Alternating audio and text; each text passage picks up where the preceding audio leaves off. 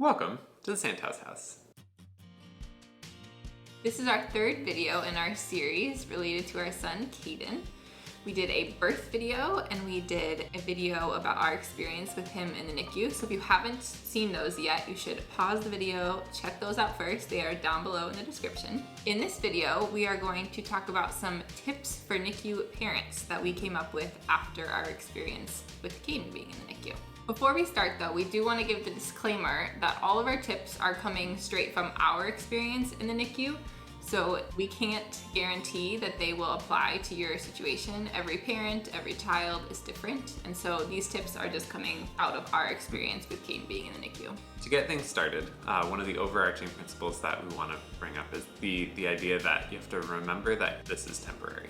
Your time as a parent of a baby in the NICU will not be forever. It will be a period of time that you will get through. It'll be hard, there will be days where you hate it, and there will be days where it's not as bad, but it is temporary, and you have to remember that. Part of the reason it's important to remember that is that while your baby is in the NICU, it's almost like you're caught between a rock and a hard place, where you have a baby and therefore you should be happy, but at the same time it doesn't really feel like you do because you're not in control and you don't really have any say over what happens. And so your role as a parent feels kind of like you don't actually get to play it. And that's very hard. There's no way around that being hard. So you have to remember that you don't have to always be happy. It's okay to be upset, but remember that it will be temporary. Our next tip is related to that tip of it being temporary, and that is to guard your expectations for when your baby will come home. For us in the NICU, we were told many times by hospital staff, we think it will be another week, and they kept saying that. So we kept being really hopeful that he was going to be coming home in a week, and that didn't end up happening.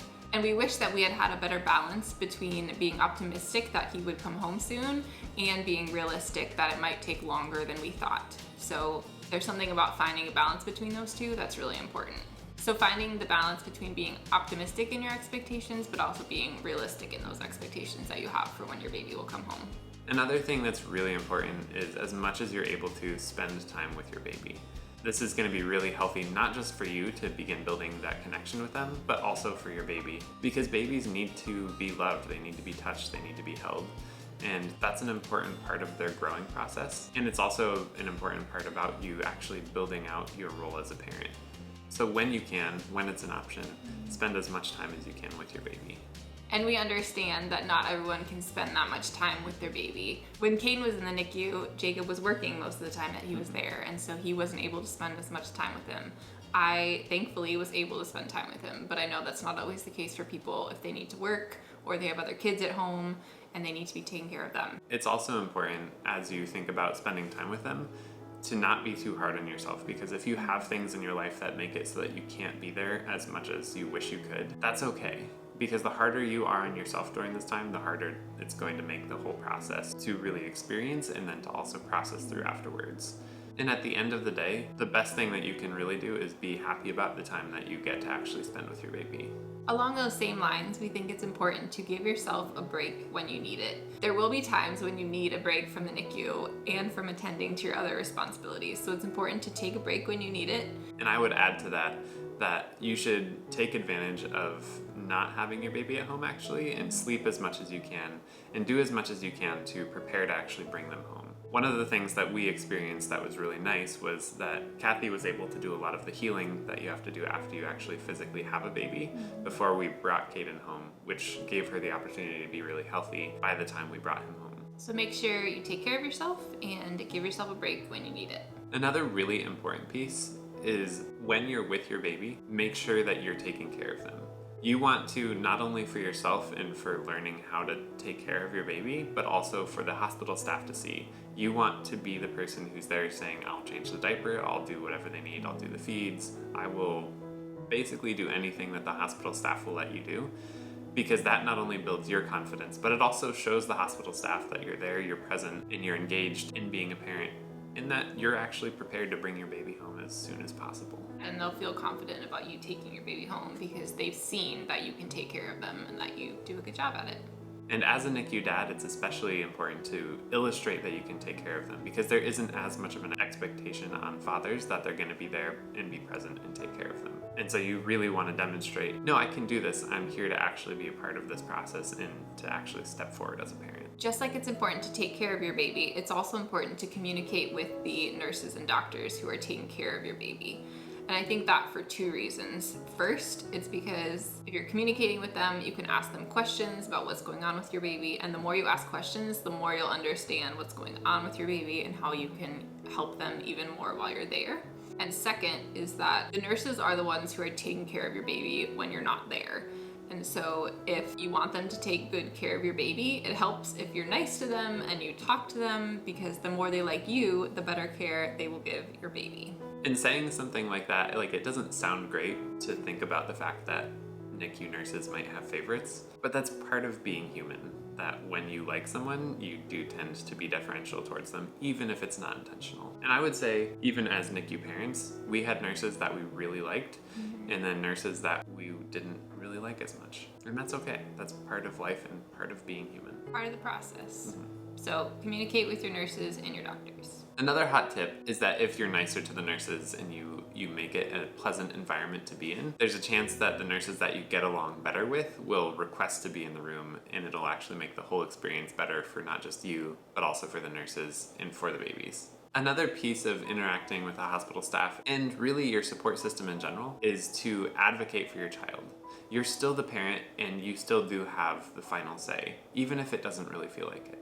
With the hospital staff, this isn't as significant because most of what you can do is really just to listen well, ask questions well, and then make sure that what your child needs is happening. So pay attention. If you see something not happening, say something, because there's a good chance that it's not intentional, it's just somebody might have forgotten because there's a lot going on.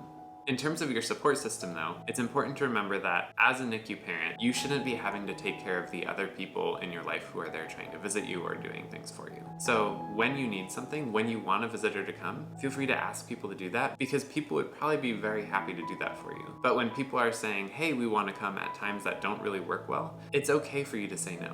One of the rules in our NICU is that you can only have 2 people with the baby at a time. And there were a lot of times where when it was just Kathy and I there, we wanted to be there with Kaeden together. And so we would say no to people who wanted to come then, because if they came, then it would make it so we couldn't both be with him. But then there were other times where it was great to have other people come, because it would give one of us a break to go spend time with other people or go get some food or do something fun. So just remember that as a NICU parent, it's important to advocate not only for the needs of your baby, but also for your own needs as you're going through this process. In relation to that, it's also important to stay connected to your support system, whether that's family, friends, it could be other NICU parents that you meet along the way, or it could be your counselor. For you, your life will feel a little bit like it's stopped. It gets put on hold because you're spending all of your time at the hospital, so everything kind of blurs together. But for the people in your life, most of them will spend the first week thinking about it a lot, and then the longer time goes on, they'll spend less and less time thinking about it. And so it's important that you work hard to stay connected with the people who are your support system, because they do still care about you. And if you're a support person who's watching this, it's okay to reach out to your friends who are NICU parents or your family who are NICU parents. They would actually probably really appreciate it if you let them know you were thinking about them and asked if there was anything that you could do for them. And if you do ask that, please be willing to do whatever they ask. In the Journal of the American Academy of Pediatrics, there's actually a study on the effects of NICU stays on parents. And one of the things that they saw was a very high prevalence of PTSD. They saw numbers as high as 53% of mothers and 33% of fathers coming out of a NICU experience having some sort of PTSD-like symptoms. When you're a parent in the NICU, it just seems like you're sort of living normal life, but you're also not, because your life is sort of on hold. And then if your child is experiencing a lot of extreme difficulties and there's a chance that they might not survive, or there's surgeries that have to be done, or even more traumatic things, that's all a big deal. And it's important to actually treat it like a big deal. So as you're going through this experience, and afterwards even, it's important not to just stay connected to the people in your life who you care about, who are your support system, but also if you're experiencing the signs of trauma, you should go and get support for that. There are people who are professionally trained to support you through things like this. Whether you have a baby in the NICU or you had a baby in the NICU, the better that you're able to work through and process the experience, it'll not just be better for your child, but it will also be better for you as you do adjust to this new role in your life. Our last tip for you is to do your best to make it enjoyable. It won't always be easy having a baby in the NICU, but if you make it as enjoyable as you can, it will make the whole experience a lot better. One of the ways that we tried to make our time in the NICU more enjoyable was we actually found a pizza place right by the hospital, and we went there quite frequently, enough that I think we tried pretty much everything on the menu at least once, if not more. And I have really fond memories of doing that. Overall, you have to remember, being a NICU parent is hard. But that doesn't mean it's all gonna be hard, and that doesn't mean it's bad. It is temporary, it is something that you can get through, and sometimes you just have to make the best of it. All of this that we've shared, this is part of our experience. These are things that we learned that I think we wish we had known better when we were actually going through it. And that's why we're trying to share it with you so that you'll know now instead of having to find out afterwards like we did. If this was helpful for you, we'd love it if you would comment below and tell us which tip you found the most helpful, or if you have any questions for us, we would love to answer those down below as well. You can give us a like down below on this video, and we'd also love it if you would subscribe to our channel. You can also follow us on Instagram at the Santhouse House to see more of us and our family, and we will see you next time at the Santhouse House. Bye.